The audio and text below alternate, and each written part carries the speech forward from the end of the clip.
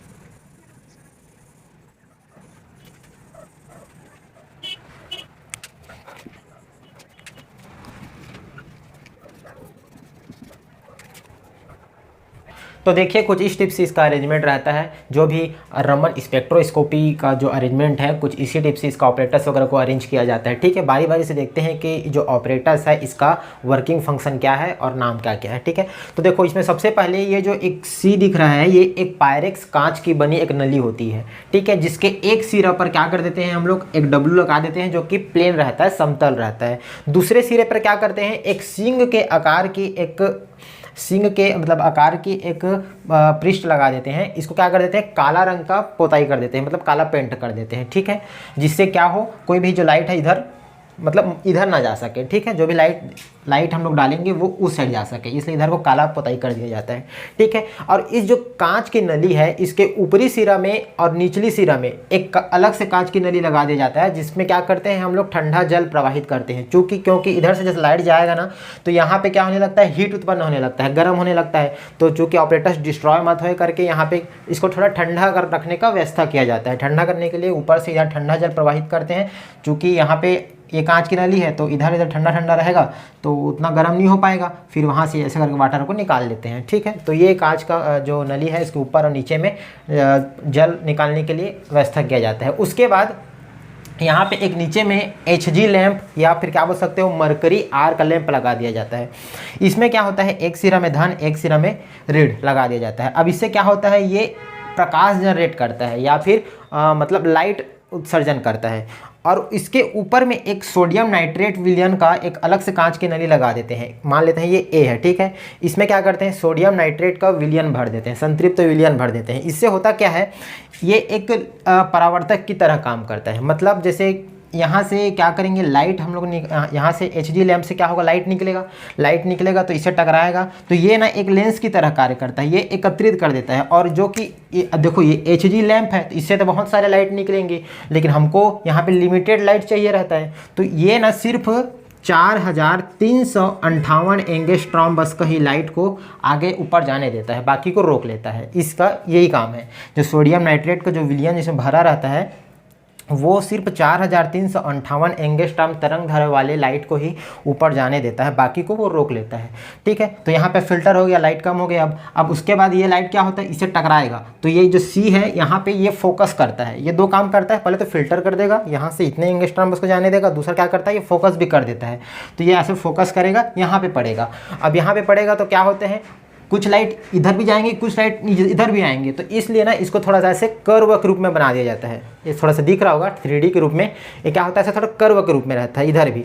तो ये यहाँ से लाइट मान लो ऊपर गया तो यहाँ से फिर टकरा कर क्या हो जाते हैं, इधर का जो लाइट ऊपर गया वो भी टकरा कर फिर वापस सी में केंद्रित हो जाते हैं। और इधर से भी लाइट इधर जाएगा तो ये भी टकरा कर सीधा सी में केंद्रित होते हैं। मतलब जो भी लाइट है यहाँ से निकला, इसमें फिर फिल्टर हुआ, फिर यहाँ से फिर सी में फोकस होना चाहिए। तो सी में फोकस होगा तो एक तो ऐसी सी में फोकस हो रहा है, और ऊपर मान लो चले भी गया तो इस परावर्तक के नाम से ये यहाँ पे फिर नीचे आ जाएगा, और यहाँ पे भी नीचे आया तो ये इसमें से इसमें फोकस हो जाएगा। ठीक है, तो यहाँ तक समझ में आ गया वर्किंग। अब जैसे यहाँ पे लाइट पहुँच गया, अब लाइट पहुँच गया तो क्या करते हैं, यहाँ से इधर जाएगा तो यहाँ पे समतल है तो ये इससे टकराएगा। ठीक है, अब उसके बाद यहाँ पे टकराने के बाद ये एक दो स्लिट से गुजरता है, स्लिट S1 और स्लिट S2।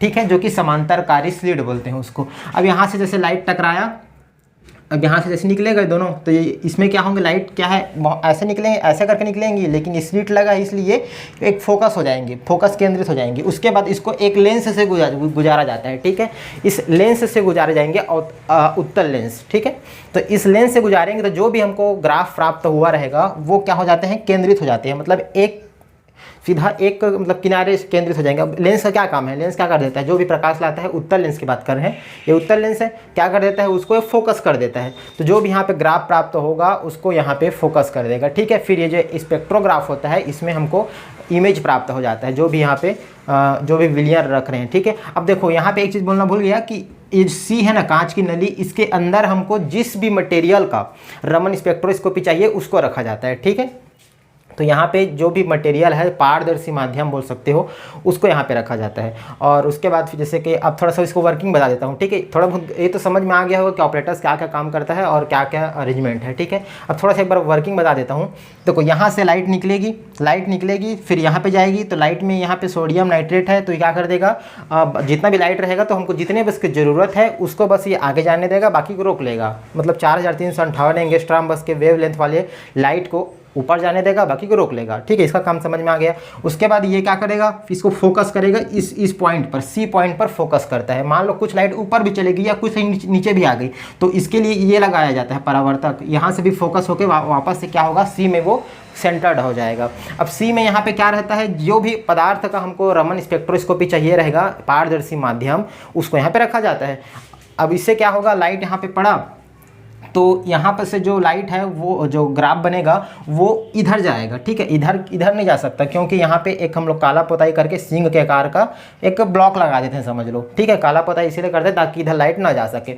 अब उधर जाएगा तो यहाँ पे W से क्रॉस करेगा, फिर जो लाइट जो ग्राफ प्राप्त होगा उसको हम लोग को दो स्लिट से गुजारना रहता है। दो स्लिट से गुजारेंगे तो यहाँ पे क्या हो जाता है, जो भी ग्राफ प्राप्त होगा वो केंद्रित हो जाएगा। उसके बाद ये लेंस में जाएगा, तो लेंस में मान लो लेंस का काम क्या है, ये एक फोकस कर देगा, सेंटर कर देगा। तो यहाँ से फिर ये जो स्पेक्ट्रोग्राफ है उसमें हमको इस पारदर्शी माध्यम का हमको ग्राफ प्राप्त हो जाता है, इमेज प्राप्त हो जाता है। ठीक है, फिर यहाँ पर से इसको क्या कर लिया जाता है, निकाल लिया जाता है, या फिर उसका ग्राफ प्राप्त कर लिया जाता है। तो ये पूरा अरेंजमेंट हो गया रमन स्पेक्ट्रोस्कोपी का। मेरे ख्याल से समझ में आ गया होगा। और देखो जो यहाँ से आप जो भी माध्यम रखेंगे उसका जो ग्राफ बनता है वो कैसे बनता है मैं बता देता हूँ। ठीक है, तो कैसे बनेगा, देखो जो भी लाइट है उसका ग्राफ इस टाइप से रहेगा, ये नॉर्मल अवस्था में। ठीक है, अलग अलग आवृत्ति का अलग अलग, मान लो ये कम आवृत्ति का है। ठीक है, तो ये नॉर्मल लाइट है, जो यहाँ से लाइट जा रही है उसका ये ग्राफ है। अब यहाँ से गुजरेगा रमन स्पेक्ट्रोस्कोपी में, तो कैसे बनता है इसका ग्राफ, मैं बताया था 3 लाइन प्राप्त होते हैं। कौन कौन से, तो जितने आवृत्ति का ये लाइट रहेगा उतने ही आवृत्ति का मूल रेखा प्राप्त होगा। ठीक है, मतलब फंडामेंटल या फिर रैले लाइन प्राप्त होता है।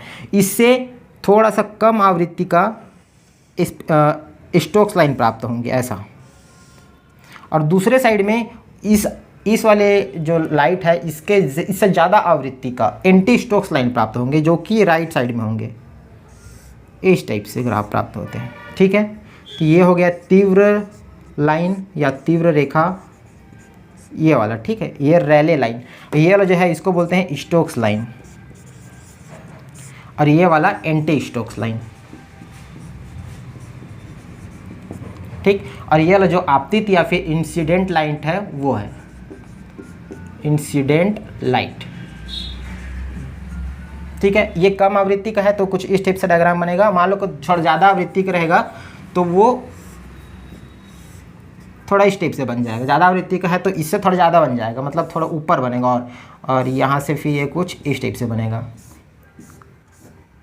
ठीक है, तो ऐसे करके हमारा जो रमन स्पेक्ट्रोस्कोपी है उसमें ग्राफ बनता है। कोई मान लो दूसरा पदार्थ रखना है तो यहाँ पे दूसरा पदार्थ रख देंगे, उसके लिए फिर रमन स्पेक्ट्रोस्कोपी ग्राफ निकल जाएगा। और दूसरा पदार्थ रखना है तो उसके लिए फिर ये निकल जाएगा। तो इस प्रकार से यहाँ पे क्या होता है, रमन स्पेक्ट्रोस्कोपिक ग्राफ प्राप्त होता है। ठीक है, तो ये क्या है, रमन स्पेक्ट्रोस्कोपी इमेज या ग्राफ बोल सकते हो। तो कुछ इस टाइप से यहाँ पे अरेंजमेंट रहता है, पूरा वर्किंग रहता है, और ग्राफ भी कुछ इस टाइप से प्राप्त होता है। ठीक, तो ये पूरा कंप्लीट हो गया experimental arrangement of Raman spectroscopy. ठीक है, समझ में आ गया होगा। तो इस लेक्चर को फिर ओवर करते हैं। इसमें बस इतना ही समझाना था कि स्पेक्ट्रोस्कोपी का अरेंजमेंट कैसे होता है, ऑपरेटर्स कैसे होता है। ध्यान रखना ये एग्जाम में आ सकता है, तो आपको ये डायग्राम बनाना पड़ेगा। एकदम ईजी सा है, कोई दिक्कत नहीं है। ये एक मटेरियल हो गया, फिर उसके बाद ये दूसरा वाला, उसके बाद इधर एक ग्राफ, एक इधर ब्लॉक रहेगा, एक इधर ब्लॉक रहेगा, दो समांतरकारी स्लिट लगा देंगे, लेंस लगा देंगे, स्पेक्ट्रोस्कोपी ग्राफ नीचे में एक मरकरी लैंप लगा देते हैं, उसके ऊपर में एक नाइट्रेट वाला नली लगा देते हैं, जिससे क्या होता है, ये जो भी लाइट रहता है उसको फोकस कर पाता है, और जितना का चाहिए उतना बस इसको आगे जाने देता है। बस उसके बाद ये परावर्तक रहता है, इसको सेंटर कर देता है, फिर इधर से निकल के ये स्लिट में से आगे ग्राफ प्राप्त कर लिया जाता है। ठीक है, तो ये पूरा कंप्लीट हो गया हम लोग का टॉपिक आज का।